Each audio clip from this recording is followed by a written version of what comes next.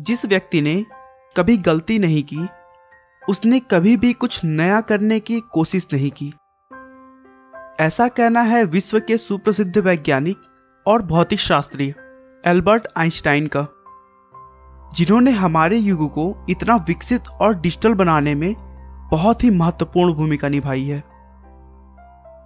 वह अपने सापेक्षता के सिद्धांत और द्रव्यमान ऊर्जा समीकरण के लिए विख्यात हैं।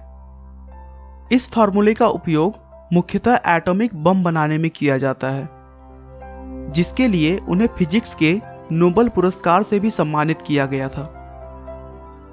दोस्तों, आइए हम उनके बचपन में चलकर उन्हें अच्छे से जानने की कोशिश करते हैं। आइंस्टाइन का जन्म 14 मार्च 1879 को जर्मनी के यूम शहर में हुआ था। उनके पिता का नाम हर्मन आइंस्टाइन था, जो कि एक इंजीनियर और सेल्समैन थे। जब आइंस्टाइन पैदा हुए थे, उस समय उनका सर उनकी शरीर के हिसाब से काफी बड़ा था। शुरू से ही वह अन्य छोटे बच्चों से अलग थे।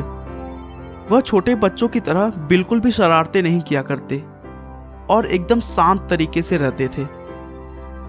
दोस्तों, बच्चे पैदा होने के बाद अक्सर 1 या फिर 1.5 साल में बोलना शुरू कर देते हैं, लेकिन उन्होंने बोलने में 4 साल लगा दिया था और करीब 9 साल तक अच्छे से नहीं बोल पाते थे, जिससे उनके माता पिता को उनके भविष्य की चिंता होने लगी थी। आइंस्टाइन को अपने उम्र के बच्चों के साथ खेलना भी बिल्कुल पसंद नहीं था। उन्होंने अपनी कहीं अलग ही दुनिया बना रखी थी। उन्हें हमेशा संडे का इंतजार रहता था, क्योंकि उनके पापा उन्हें हर संडे किसी शांत जगह पर घुमाने ले जाते थे और वहां बैठकर आइंस्टाइन पेड़ पौधों और इस ब्रह्मांड के बारे में सोचते रहते थे। उनके मन में हमेशा यह बात रहती थी कि आखिर ये दुनिया चलती कैसे है। अपनी शारीरिक कमियों और न बोल पाने की वजह से उन्होंने स्कूल जाना बहुत लेट स्टार्ट किया। उन्हें स्कूल एक जेल की तरह लगता था। उनका मानना था कि स्कूल एक ऐसी जगह है जहां कोई भी आजाद नहीं है। इस सोच के पीछे एक कारण भी था। वह अपने टीचर्स की बताई हुई बातों को आसानी से एक्सेप्ट नहीं करते थे, क्योंकि उन्हें लगता था कि टीचर्स द्वारा पढ़ाई हुई चीजें अभी भी अधूरी हैं और इसीलिए वे उनसे बहुत अजीब अजीब से क्रॉस क्वेश्चंस किया करते थे, जिसकी वजह से टीचर्स भी उनसे बहुत चिढ़े हुए रहते थे और आइंस्टाइन को उन्होंने मंदबुद्धि भी कहना शुरू कर दिया था। बार बार मंदबुद्धि कहने के कारण आइंस्टाइन को एहसास होने लगा कि मेरी बुद्धि अभी विकसित नहीं हुई है, और एक बार बात बात में उन्होंने अपने एक टीचर से पूछा कि सर, मैं अपनी बुद्धि का विकास कैसे कर सकता हूं। टीचर ने एक लाइन में कहा, अभ्यास ही सफलता का मूल मंत्र है। टीचर की उन बातों को आइंस्टाइन ने अपने दिमाग में बिठा लिया और एक दृढ़ निश्चय किया कि अभ्यास के बल पर मैं एक दिन सबसे आगे बढ़कर दिखाऊंगा। उसके बाद से तो मानो उनकी जिंदगी बदल गई और अपने कठिन परिश्रम और अभ्यास की मदद से उन्होंने मैथ और फिजिक्स में महारत हासिल कर लिया, जिसके बाद उन्होंने बहुत सारे अद्भुत खोज किए, जैसे सापेक्षता के सिद्धांत, द्रव्यमान ऊर्जा, गति प्रकाश के ऊष्मीय गुण और भी बहुत। आज घर बैठे हमें इंटरनेट के द्वारा जो जानकारियां प्राप्त हो रही हैं, उन सभी आविष्कारों में भी एल्बर्ट आइंस्टाइन का महान योगदान है।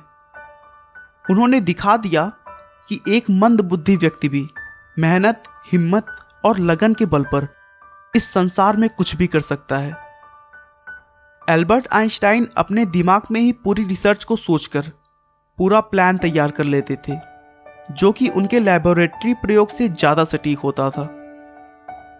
एल्बर्ट आइंस्टाइन को इजराइल के राष्ट्रपति पद का प्रस्ताव भी दिया गया, लेकिन उन्होंने इसे विनम्रतापूर्वक मना कर दिया। अमेरिकी सरकार आइंस्टाइन के टैलेंट से इतना डर गई थी कि उनके पीछे अपना जासूस लगाकर रखी थी, ताकि उनके रिसर्च का कोई गलत प्रयोग ना हो सके जो कि देश के लिए हानिकारक हो। यहां तक कि एक पैथोलॉजिस्ट ने आइंस्टाइन के 100 परीक्षण के दौरान उनका दिमाग चुरा लिया था, ताकि वह उनके बुद्धिजीवी होने का पता लगा सके। आइंस्टाइन ने मानवता की भलाई और मनुष्य का जीवन अधिक सफल बनाने के लिए अपना पूरा जीवन समर्पित कर दिया और 18 अप्रैल 1955 को 76 वर्ष की उम्र में उन्होंने इस दुनिया को अलविदा कहा। आपका बहुमूल्य समय देने के लिए बहुत बहुत धन्यवाद। इस वीडियो को लाइक करके आप हमारा मनोबल बढ़ा सकते हैं।